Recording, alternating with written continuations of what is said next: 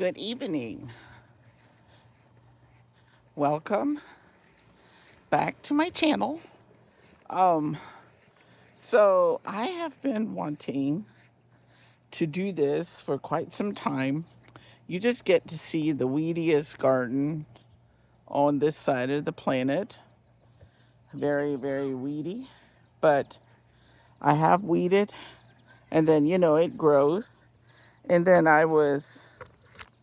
have been inspired to do like a message or something, or like an illustrated message. And have not had like the right tools to do so. Trying not to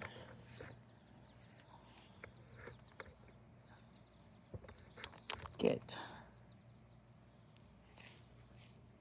I don't know. Can you see me? Yeah, you can see. I don't want neighbors' houses in my video.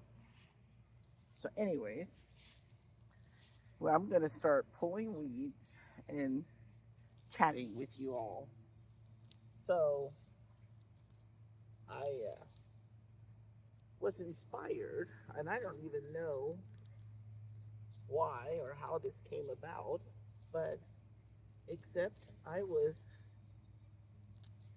sit out on my porch and have coffee in the morning, and I look out here, and oftentimes, you look and you see all the work that needs to be done, and you have a lot of work to do on the inside of the house also.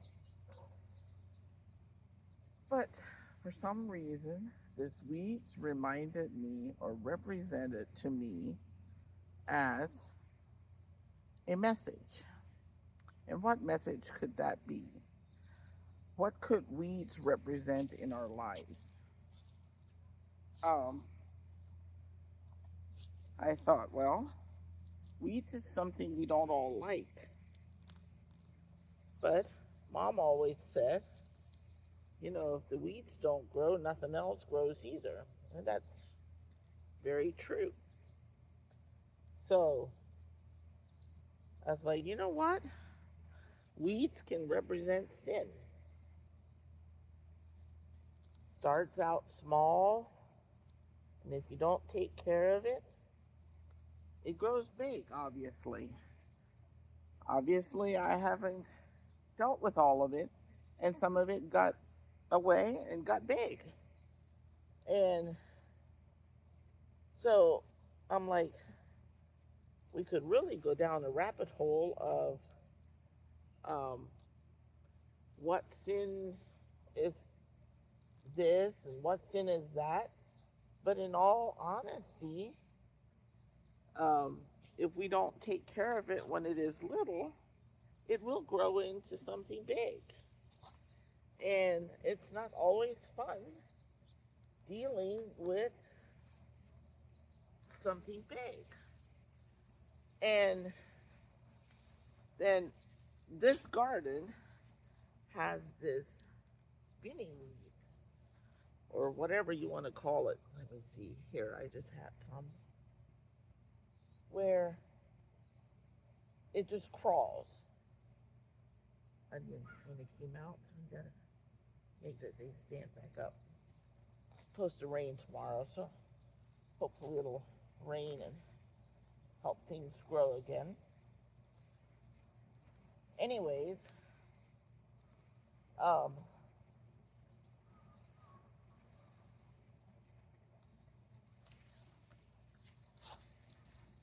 here. So here's this weeds that can kind of crawl, um, goes through, just can entangle from one plant to the next. And I was like, isn't that how some generational sins and stuff can act too? They latch on from one generation to the next if we don't deal with them. They're not all fun like this. Here. Don't think, no, this is not, see? it just goes and goes and goes until I ripped it off. So, there's no roots really. Here's a little bit, but it didn't really get anywhere where it could establish any roots. So, isn't that how generational things go? Let's be careful and make that we have good generational things to pass down to our children, grandchildren, great grandchildren, all of that.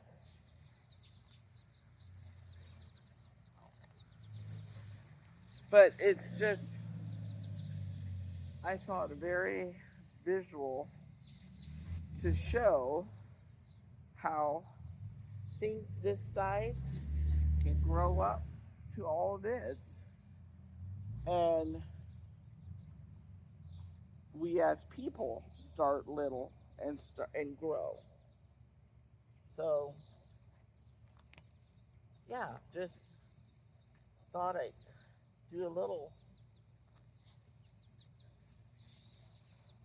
demonstration of making it something more. Sometimes when we have pictures in our heads and we see things visually, we can grasp things a little bit better. And here's another one of these. Oh, volunteer.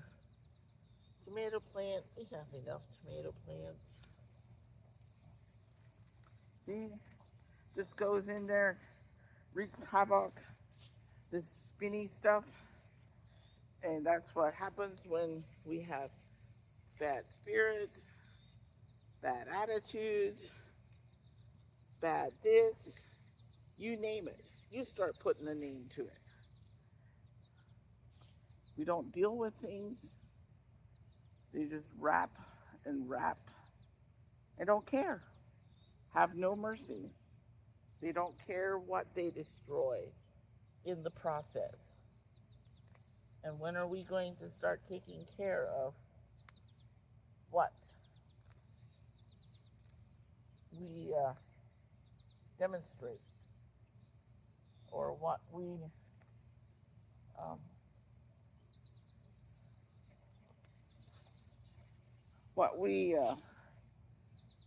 hand down, tolerate? Now this is a big one. Oh. Just get to hear me moan for a minute. That's all.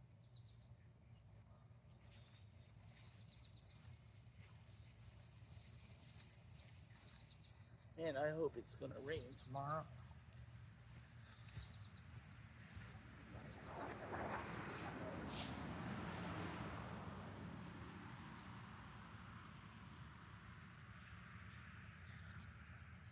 Such a beautiful day today.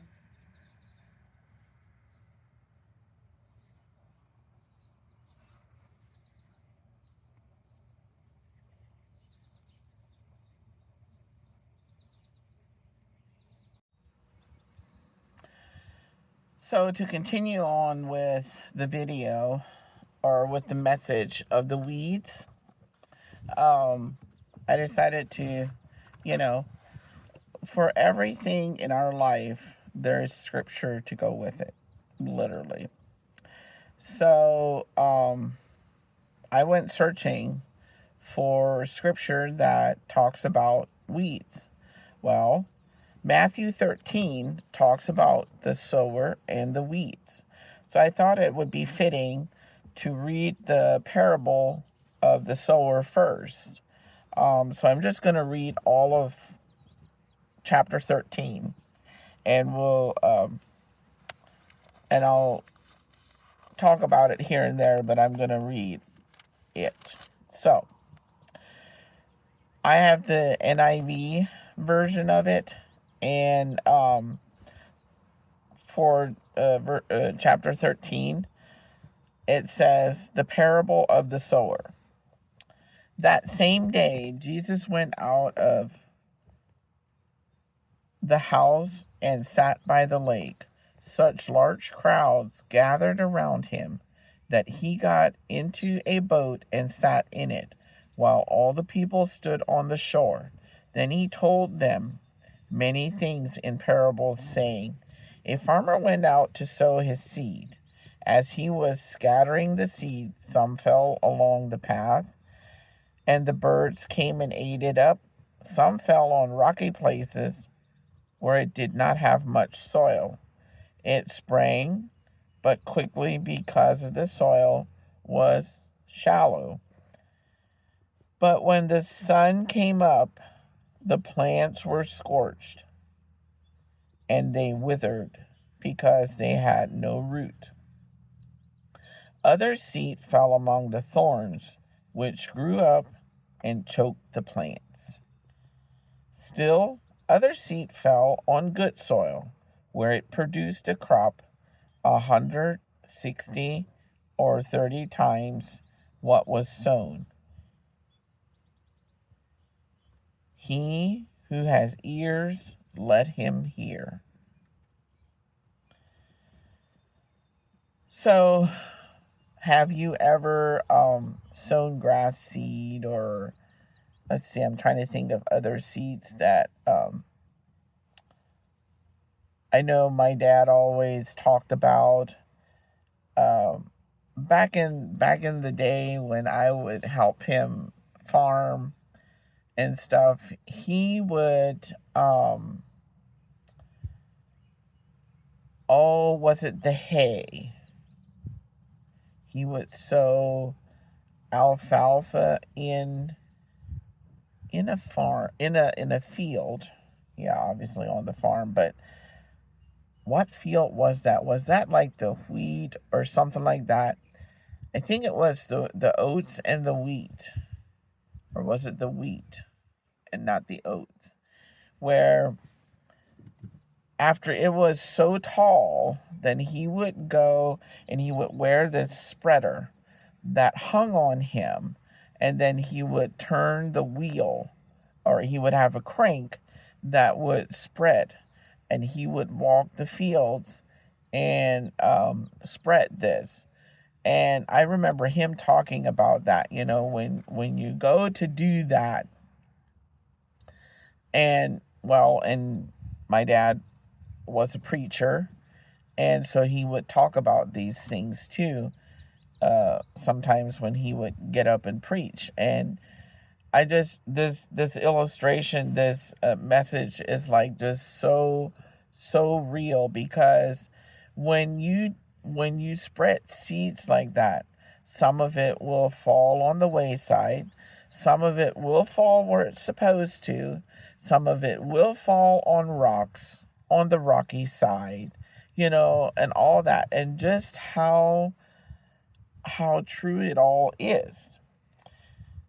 So it's just always been very, very interesting. And so anyways, let's continue to in verse 10.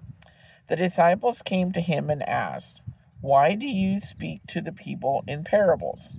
He replied, the knowledge of the secrets of the kingdom of heaven has been given to you, but not to them. Whoever has will be given more, and he will have an abundance. Whoever does not have even what he has will be taken from him. This is why I speak to them in parables. Though seeing they do not see, though hearing they do not hear or understand. In them is fulfilled the prophecy of Isaiah. You will be ever hearing, but never understanding. You will be ever hearing, but never understanding. You will be ever seeing, but never perceiving. For this, people's heart has become calloused. They hardly hear with their ears. Boy, ain't that the truth these days. People do not listen with their ears. They listen to reply, or they listen to react, not to hear. And they have closed their eyes. Otherwise, they might see with their eyes, hear with their ears, understand with their hearts, and turn, and I would heal them.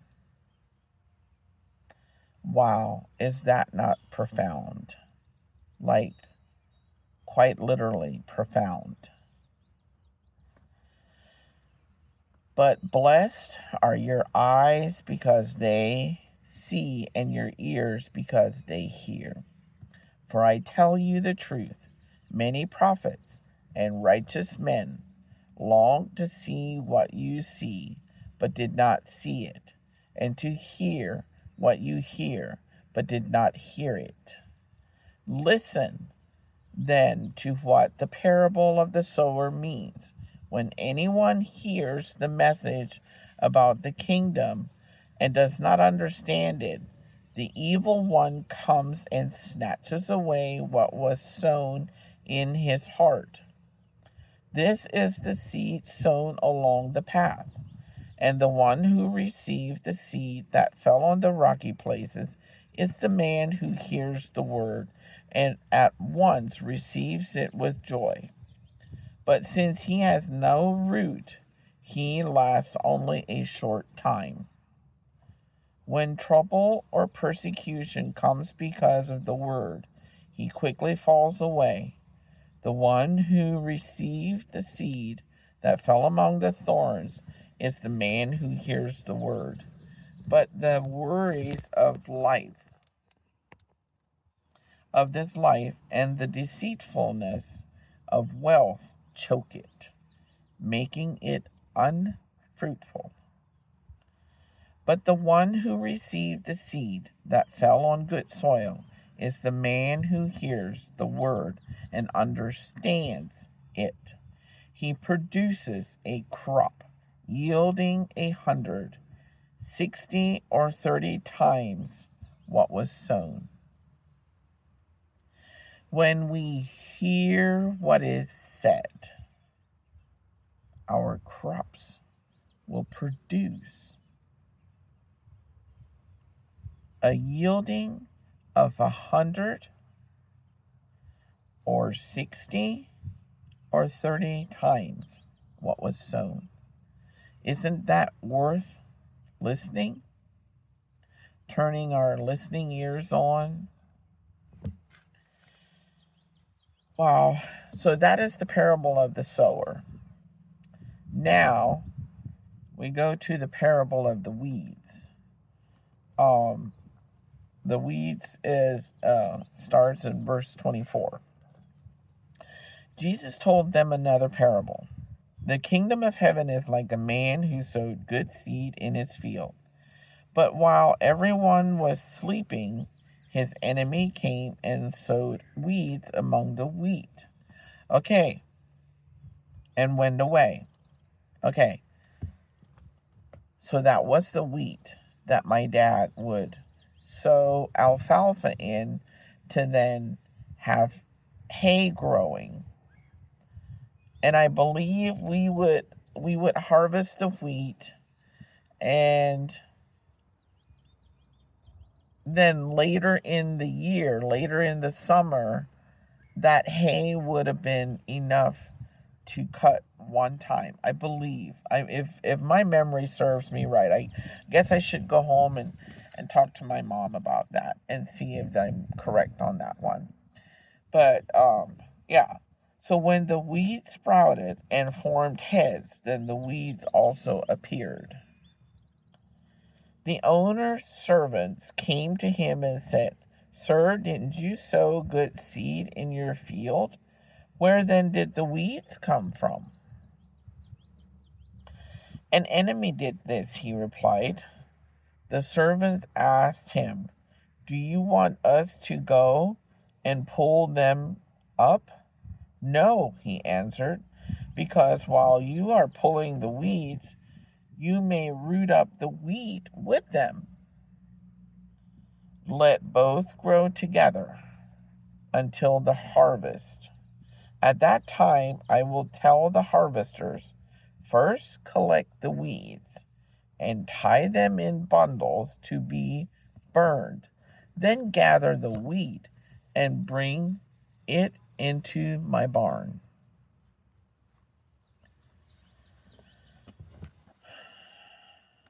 So we're to gather the wheat,